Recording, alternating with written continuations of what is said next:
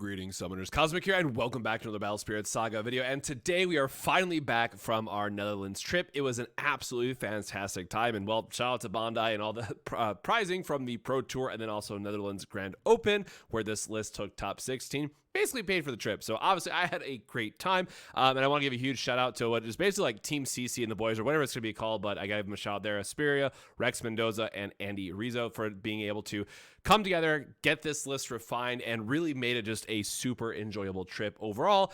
And hey, Blue actually did something, and I wouldn't be surprised if people, try to take it to this weekend as well. So while, yes, the main focus in the future is still going to be on more versus videos, so it's going to take some time to get back in the rhythm of things and make sure we get some collabs going with other content creators, make sure we get versus videos, I at least felt like I should talk about this list because it's something new and exciting because, well, set 3 is here, right? Got Blue, and I think this list itself is going to evolve significantly as the meta continues, where I think this was a very nice surprise pick, and a lot of people just didn't know. I had all day people had to pick up and read the cards, but as the meta gets solved and as we think about Fabled Beast and what cards are good against Fabled Beast, Shocker are also good against this version of the deck. So I think you will need to naturally adapt to the meta, but there are still some key points I want to cover, and I think it is just a very solid deck, right? Like when we were playing in the Grand Open, nothing felt completely unwinnable other than the Purple Snake Curse deck, which also got top 16, but there wasn't a lot of it. So, with some good sideboarding options and with a little bit better, refinement of 3 Dream Bombs just wasn't necessary, you could definitely refine this list a bit more into what you would expect the meta to be, even if I think the overall mid-range or even control variants will likely be the better ones going forward. But with all that out of the way, I got to talk about the secret 5th X rare that was in this set that you might not have known about before this video, and Allegro. And yes, it is a rare, but this thing honestly deserved the XR treatment, as in the textured foiling, because it is an absolute house, right? And if you think about the video that I did previously where I covered the mill deck, you'll notice that the list I covered in the video and the list that eventually took top 16 are very similar. So I guess it wasn't that far off, but it did need some refining. And Allegro as a card itself is one thing you're like, oh my God, 10 cards in their trash. How do you get there? But at least when I was going through the rounds, and I, both Spirit and myself, I think, if I remember correctly, won the majority of our games through Allegro, where Rex was like, nope, we're milling you out, baby, let's go. And I think he milled out 6 or 7 people, he said, per game.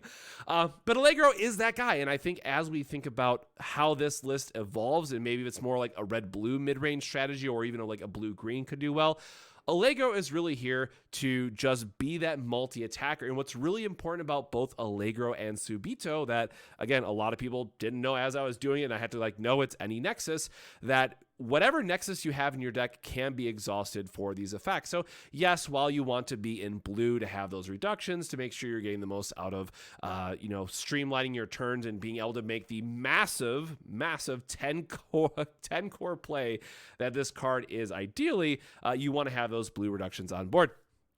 Now, that said, a lot of times you are just playing this for 4, getting it to its level 2, killing their big guy that they just spent their entire turn playing, and then generally it's fine to just drop on the other 2 cores on the next turn, and then it becomes into a double or triple attacker that is, killing something every time. And that was quite good for me as we were going through it. So I think, again, in the future, if we think about where the, not all in mill, but make sure you can still get that 10 category part goes, Allegro is an absolutely absurd card. And I cannot stress that enough, what an absolute MVP this lad was all day long.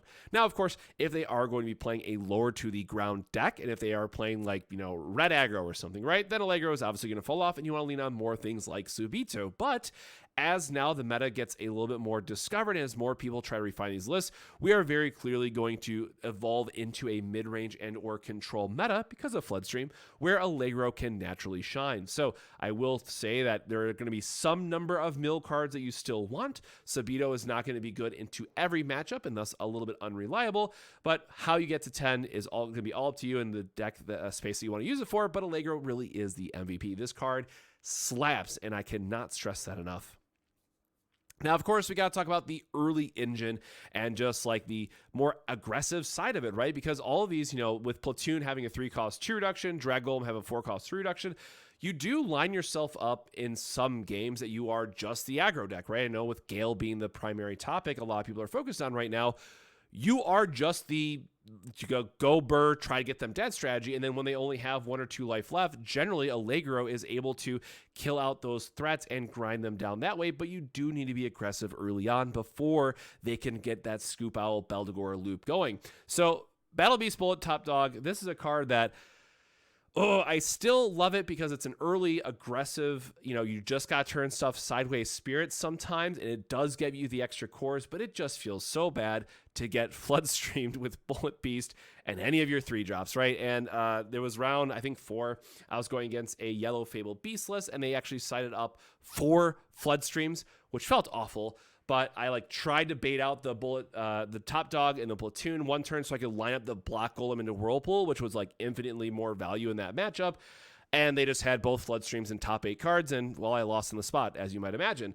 So that is kind of the other thing to note with the deck as this meta evolves, right? I think more and more people are going to realize that Floodstream is just a good card that you're going to want some number main, some number side, and you will catch a lot of the lower to the ground aggressive strategies brutally with this. And there was one round where I played against green aggro, and it was just one of those things where they were very smart in trying to play things like the Hunger Tree, like the 3s and 4s to line up very well. But there was the game 1 where you're just able to catch 2 or 3 things and you stabilize instantly, it feels like, off of it, right? So, of course, with other aggro decks in the format, you're going to want to think about how you might transition your sideboard plan to be less damaging into Flood, right? Because game 1, you can just catch them with Map Butterflies if they're not a blue deck, right? Not a lot of blue decks or non-blue decks will have Floodstream in them, but because of this deck and because Floodstream for 3 is absurd, we are going to be running 3, if not 4, a lot of times. So it was very lucky to face the lower to the ground decks where Floodstream was the MVP.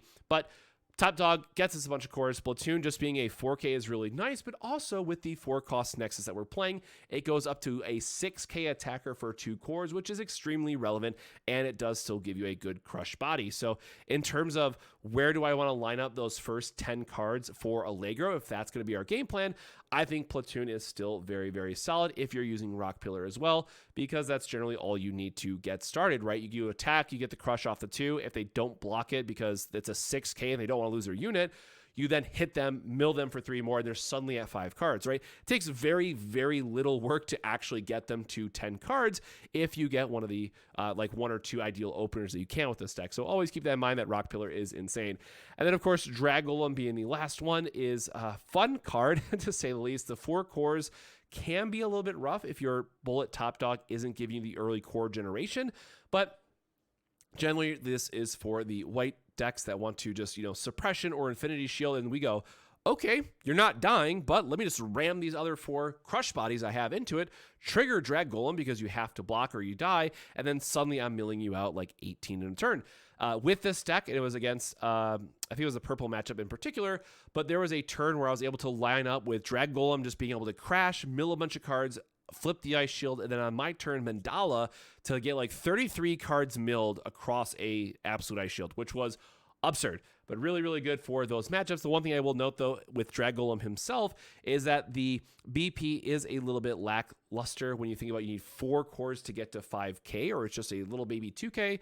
But again, this is where Rock Pillar, the Nexus that we're going to talk about later, can come into play for us. Now, of course, we got to talk about Mandala and then Nirvana, which is the other, hey, it has crush, why are you playing it, right? So Mandala, one of the most important things to recognize with this card is that it is a when summoned. There is no interaction that your opponent can have other than hey, Star Bless, draw a bunch of cards, or in some weird world, if they want to counter sword and save them from the when attacks, that's fine as well, but you are still going to resolve that mill out for 6, 9, or 12 cards. And a lot of time that is enough, it turns out. So against white decks, right, this is going to be, we actually sideboarded a 3rd one because it's just so good against them. And then, of course, if you get to live the dream where you get to attack and discard a crush as well, that's just more value under the sun. However, I do want to stress again that I think that from a overall where does this list go perspective, the mid-range and control shells, which are still using Mandala, are going to be the play, because in reality, against a lot of decks, you only need to hit 2 Mandalas in an attack and they're going to be milled out. It's not, doesn't take a lot of effort unless they're on pure white control where you want the couple extra mill, because all these other decks have some types of draw engines with them. And then, of course, we have Nirvana, which is one of my favorite spirits, and I got the finalist pack with the gold stamping, and it looks so good. I just have to say they did a knockout job with the set 3 finalist pack. But for this one, right, it costs 5 to play, and then ideally we want 3 more cores on top of that to make sure we at least get raid. So it is going to be a mill 4, raid lets you exhaust to restand, and then mill 4 again. Now, I do appreciate that Nirvana is a good body that can attack, and of course, because it has Crush, unlike Mandala, right, you do also then get the buff from the Rock Pillar. However, a lot of times you're going to get into a board state where it's late game and your opponent is just setting the Ice Shield anyways. So the raid 1 very rarely matters, or if it does, come up, you'd rather it just be Allegro where you get to kill something else instead, right? So when we're making the expensive plays for this, again, it's going to cost the 5 at max reduction just to play him, and then 3 more. That's just 2 cores off from where we want to be with Allegro anyways, and just being able to remove something when you're that late in the game is probably going to be fine. So unfortunately, until raid gets more support, like the Rammer Golem or some other effects, I think it's like Mobile Golem is the 6-drop that lets you, or 6-drop that costs 4 if you have a Nexus, right? That lets you also pop a 3-drop. I think raid is going to be shelved a bit until we see where set 4 brings this all around. But overall, between the two, Mandala is truly the MVP and should be the focus point of the deck if you want to build Blue Mill. Now, of course, the other one that I really got to give a huge shout out to with this weekend was Block Golem. This guy just gets so big, right? So it's a 3 cost, it's a 2 reduction, it's great, it's easy to play once our Nexus are online, it has Crush, so it sets up your Allegro stuff, but really what's more important is that Peggy Scion effect at level 2 and level 3, that as long as one of your Nexus has a Soul Core on it, this spirit can block all your opponent's spirits that cost 5 or fewer, even if exhausted. So this allows us to block out the aggressive decks quite well, except for Purple Curse, which again, gave us quite a bit of scare this past weekend, and it was very good. And then when we combine that with Whirlpool Straight, which we're going to be, stacking on the BP Power for, I think the record that we got for Block Golem was like a 26k blocker, because 2 Whirlpools will double up, and then it's 4k per Nexus, right? It just gets really big really, really fast. Now, to be fair, everyone either has unblockable stuff or alt win cons or curse. Like, they have ways to get around it, but if you're able to stick a Block Golem and protect it, as well as the Nexus has a Soul Core on it, right? That is very important. That doesn't just get like dream bombed on your attack. It's very, very real wall that your opponent has to deal with. And again, just the fact that it can get to 6k attacker with Rock Pillar is really nice, that we're always able to activate that Crush while leaving exhausted. So Block Golem, I really wish this guy would have got, a special, foiling or gold stamping as well, because I think it is just going to be a key focus for blue going forward. But again, my key note here is to do not sleep on Whirlpool. It is absolutely fantastic, and I wouldn't be surprised if we start to see, more of like a white-blue Frost Tiger deck with Whirlpool kind of become a focus point, because he is just, able to block everything except what has a Soul Core on him while exhausted. So it's just a better and doesn't die to Floodstream sort of thing, right? So really love both these cards. Can't wait to see where they go. But again, I think Frost Tiger will be kind of a, we might see a blue-white shift in the near future. And then, of course, for our control elements, Floodstream, absolutely insane. Everyone knew this card was going to be insane. It continues to perform. The burst effect was more relevant than I thought because of how it lines up with your Block Golem, to where you can make a surprise blocker with him and make him really, really big. That's all cool and all, but just generally speaking, Floodstream's great. And then Sabito. This is a card that is either going to be absolutely insane depending on what you're going against, or the most dead card in your deck. And we are playing Strong Draw, so we can cycle it away. But it does feel really bad when you see this game 1 against white control and you go all right, well, I guess I'm killing nothing this game because they're all focused on 4 costs or higher. But Sabito, again, really important to note here is that it can get big on defense, and then also still pops cost 3 or less and mills 3. So again, thinking about from the point of how do we build into that Allegro, right? At worst, they probably have a worker Ant-Man that we can still kill, and it mills 3. And then technically you kill it. So it puts 4 cards in their graveyard. And we talked about the ideal turns with the platoon, right? Where you're able to hit them for the 2 crush plus the 3 rock pillar. They're at Allegro activation essentially by turn 3. Now, you won't have the cores to play Allegro by turn 3 more often than not, but it does, kind of line up how easy it really is to make sure they're getting those cards into their trash so you can activate his effect. So Sabito is, again, one of those things that's probably just put 2 main and 2 in the sideboard going forward, and that's just how it is. But it was quite surprising. Like when it's good, it's really good. Like Subito was definitely an MVP into the yellow decks over the weekend for me, at least, because again, shocker, everything but Dual Eagle is going to die to it. So you're just constantly popping their hippos and stuff, while filling up their graveyard and milling them out so you can get the Allegro online. But for other decks, it's just not as nice as we expect. Now, the one I know a lot of people are going to ask about is Cthulhu Shark, and I will be the first to say, as I'm sure many others will come for as well, we were all horribly wrong about this card. So it gets to a point where, yes, it's really good, and it still can probably find a home against like yellow decks if they get too out of hand and like have this really go wide setup. But ultimately, Cthulhu Shark was really, really rough to line up in a meaningful way. There were some turns where we could do like Shark, keep our Allegro, and then Allegro pops their last guy, but then like we had to lose part of our own board for it. We lost a Nexus, so then like Nexus and Allegro requirement can be awkward. And then on top of that, we found out that, especially in the Gale Mirror, as long as they know what they're doing, they're always just going to leave the Soul Core on their Toki 5 so they can do the Beldegor loops. And then it's like you ultimately just didn't accomplish anything, that while you're doing it. The one cool thing I will say in the testing, so we had 3 Dream Bombs because we were expecting a lot of Gale. One of the cool things that came up is that you would set a Dream Bomb, use it to bounce whatever their Soul Core Spirit is, and then Shark guarantees the board wipe that way. Now, again, you are losing part of your own board, but it does lend itself to, there are neat tricks you can do that way and how you want to line it up. So I think Shark doesn't make sense at all in this list, and I would probably still cut it completely from the sideboard as well. But I will say I think there is some room for Shark to have play in this meta. I'm just not exactly sure what that new control shell is going to look like. But again, I think there is going to be something for blue-white control that gets developed as the set goes on and gets a little bit more time with it. Now, of course, kind of the recap here at the end I wanted to comment on, just of like the, what's really bad versus what's really good on this side of it, is with yellow being as popular as it is going into Pasadena, Feral Slash is rough for us, right? So we do hit quite a bit of splash damage with yellow being kind of at the top because Feral Slash can kill one of our units, and we are so reliant on our Nexus as well because of things like Subito and Allegro that catching a stray Feral Slash can be really bad for us. So if you are expecting a lot of red or a lot of Nexus heavy removal in the format, right, this particular version of the list can fall off a lot. But on the other side of it, if you are expecting a lot of like white control and slower decks, the matchup feels great for you. The only out that they realistically have is usually a very, very early Elk. And even then, if you keep things like the Dream Bomb, you can just keep setting their tempo back until you find the Allegro and then constantly kill their big threats.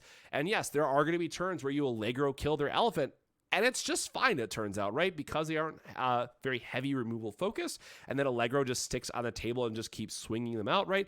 They are going to deck themselves out quite easily. So those are the 2 things to think about, again, with this more aggressive focused version of the deck. So keep that in mind that you want to build this and change things up based on what your locals are playing. So the good news is I will say that there is a bit of flexibility right within this deck itself with, thinking about how do I get that early mill? What does it look like to get Allegro online? And then building the rest of the deck around that.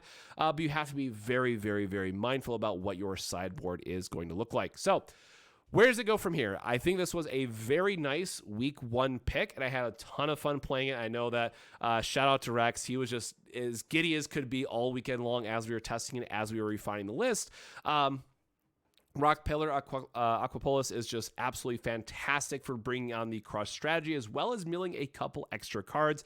Keep in mind, it's not a crush unit that has to deal damage. Just anytime your opponent takes a life, they will mill cards, being a key piece for it. So from here, again, I think this was a great pick, but with Feral Slash and with more Flood Streams coming into the meta, going into Pasadena, I think this list does fall off a little bit, and you would instead want to shift it to a more mid-range focus and dig into some of the other blue spells that you might, or blue magic cards you might want to lean into to make sure that Allegro can still hit the 10 cards. But I gotta say, Allegro, truly, absolutely insane card, and Mandala just still being as good as we'd hope for getting that last bit of mill out. So, again, thank you to everyone who was at Netherlands and said hi and just had an overall great time with the Pro Tour. You might notice I'm still a little sick, so I apologize that my voice is a little bit off for this video. But as I mentioned at the front, we are going to be doing some versus videos and just diving right back into it as soon as we can. So definitely make sure to subscribe for more Battle Spirits Saga content and some versus videos coming soon. So with that, my friends, stay safe, stay hydrated, and we'll see you in the next video. Cheers.